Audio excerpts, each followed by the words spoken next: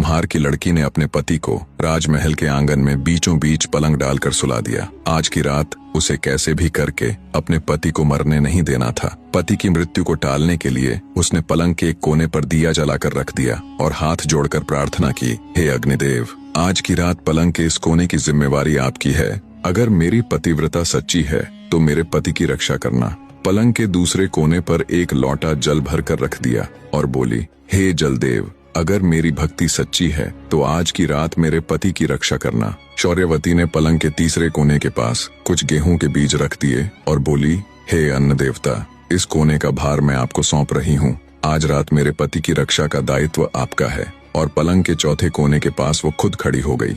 जब नाग उसके पति को मारने में असफल हो गया तो अब की बार धर्मराज ने राजा के लड़के के प्राण हरने के लिए खुद बेमाता को भेजा। कहानी को बीच में रोककर आपको बताता चलूं कि बेमाता भी धर्मराज की एक खास इकाई है। जैसे यमराज और यम के दूत होते हैं, कहते हैं बेमाता का लिखा हुआ कोई भी नहीं टाल सकता। बेमाता जब राजा के लड़के के प्राण लेने आई तो उसे पलंग के पहले कोने पर अग्निदेव का पहरा मिला। बेमाता को देख अग्निदेव बोले, अगर तुम मेरे ऊपर से जाकर राजा के लड़के के प्राण हरोगी तो मेरा तो कोई आदर मान ही नहीं रहेगा। मैं ही हूँ जो जीने से लेकर मृत्यु तक हर व्यक्ति को पवित्र करता हूँ। अगर तुम मेरा निरादर करके उसके प्राण लोगी तो मेरा तो अस्तित्व ही खत्म हो जाएगा। फिर बेमाता पलंग के दूसरे कोने के पास जाती है तो वहाँ उसे जल देवता मिलते हैं। वो भी वही बात कहते हैं, अगर तुम मेरा निरादर करके राजा के लड़के के प्राण हरोगी तो कौन मुझे देवता मानेगा, मेरा तो अस्तित्व ही मिट जाएगा।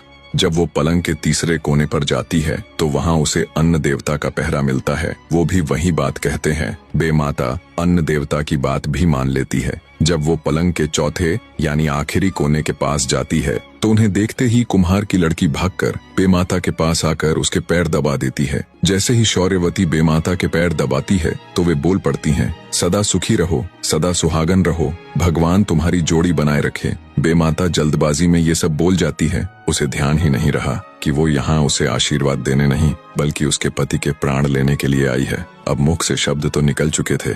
बेमाता कुम्हार की लड़की से बोली, तुमने तो बड़ा गजब कर दिया। मैं यहाँ तुम्हारे पति के प्राण लेने के लिए आई थी। इसकी तो सिर्फ आज की ही आयु है। आज इसे धर्मराज के घर पेश होना है, पर तुमने तो छल से मेरे ही कान काट लिए। जल्दी से मैं मेरे पैर दबाकर मुझसे ही सदा सुहागन का आशीर्वाद ले लिया। तब शौर्यवती बोली, तो और मैं क्या करती माता, अपने पति को अपने से पहले कैसे मरने देती। अब देख लो माता, या तो आप अपने वचनों से हारी हो जाओ, अन्यथा इन्हें जीवित छोड़ दो। शौर्यवती की बात सुन बेमाता सोच में पड़ जाती है। फिर कुछ सोचकर कहती है, पूरी कहानी देखने के लिए YouTube चैनल ट्रू वर्ड्स पर विजिट करें। चैनल के ऊपर पूरी कहानी आ चुकी है। धन्यवाद।